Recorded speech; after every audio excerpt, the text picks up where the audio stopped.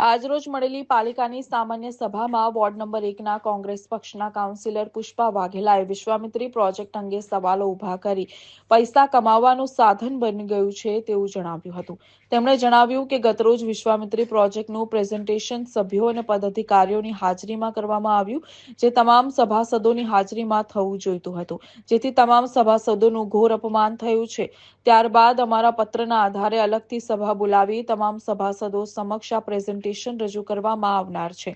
આ સાથે જ અગાઉ આવા પ્રોજેક્ટ થયેલા છે જે સફળ નથી રહ્યા તેવું પણ તેઓએ જણાવ્યું હતું અને ગેસ પ્રોજેક્ટનો દાખલો આપતા જણાવ્યું કે ગેસ ખાતાને ખાનગીકરણ કરવામાં આવ્યું, ત્યારબાદ પાલિકાને એક પૈસાનો પણ ફાયદો નથી થયો। વિશ્વામિત્રી પ્રોજેક્ટને જબરજસ્ત પૈસા કમાવવાનું સાધન ગણાવી વધારે ભાવે કામ આપવાનો કારસો રચ્યો હોવાનું તેમણે જણાવ્યું હતું। સાથે જ થયેલ દબાણો મુદ્દે પણ સવાલો ઉભા કર્યા હતા। વડોદરા કોર્પોરેશનના ઇતિહાસમાં જે પણ કંઈ પ્રોજેક્ટ મોટા મંજૂર કરવાનો હોય તો એનું પ્રેઝન્ટેશન એ સમગ્ર સભાના કોર્પોરેટરોની સામે અથવા તો કોઈ બીજી જગ્યાએ અન્ય જગ્યાએ પણ ચૂંટાયેલા તમામ જનપ્રતિનિધિઓની સાથે કરવામાં આવતું હતું અને હું 2005થી એની સાક્ષી છું।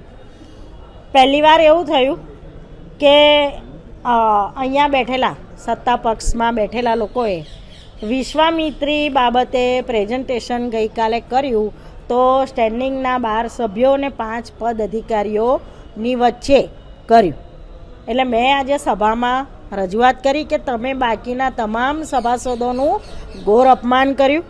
એમણે 24મીએ સભા રાખવી પડી સ્પેશિયલ, એ અમારા પત્રના કારણે રાખવી પડી છે, બાકી એમણે સ્ટેન્ડિંગ કમિટી સમક્ષ મૂકી દીધું એટલે બધું આવી ગયું અને એમાં જે ઊંચા ભાવે કામો બજાર કિંમતથી પણ ડબલ તિબ્બલ ભાવે જે કામો જે કામ 2 રૂપિયામાં પતતું હોય એ 20 રૂપિયામાં આપવાનું, આ કામો કરીને મેં સભામાં કીધું છે કે તમે તો કુદરતી આફતને કમાવાનો અવસર બનાવીને ખિસ્સા ભરવાનું કામ કરાવી આપો છો, બરાબર છે। આટલા વર્ષોમાં જેટલા પણ પ્રોજેક્ટ થયા એ પ્રોજેક્ટ કેટલા સફળ થયા એ પણ જોવાનું છે। 2013માં ગેસ ખાતું એ ખાનગીકરણ કર્યું, એનું ખાનગીકરણ કર્યું, એનું MOU કર્યું, એમાં હોટલ સૂર્યા પેલેસની અંદર એ લોકોએ MOUનું રાખ્યું હતું, એની હું સાક્ષી હતી। 5 વર્ષમાં આખા વડોદરા શહેરમાં ગેસ પાઇપલાઇનથી બિછાઈ દેવાની અને એની 50% રકમ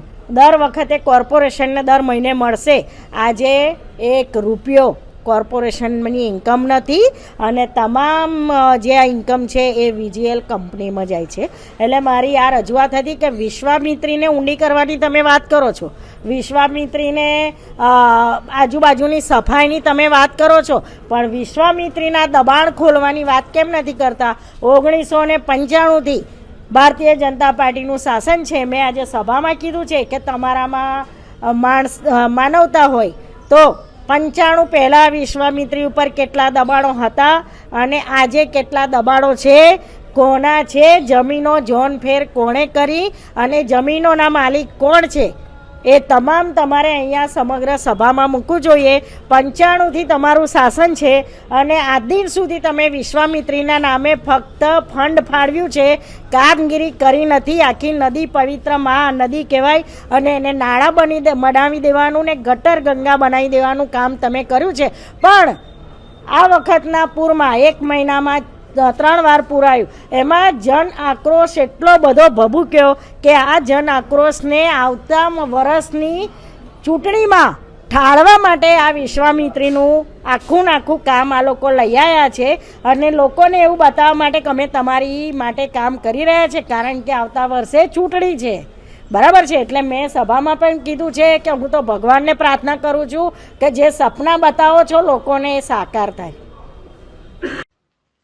સમાચારોના સતત અપડેટ માટે આજે જ જોડાઓ TRC 24 કલાક સાથે। સબસ્ક્રાઇબ કરો અમારી YouTube ચેનલને અને ફોલો કરો TRC 24 કલાકને Facebook અને Instagram પર।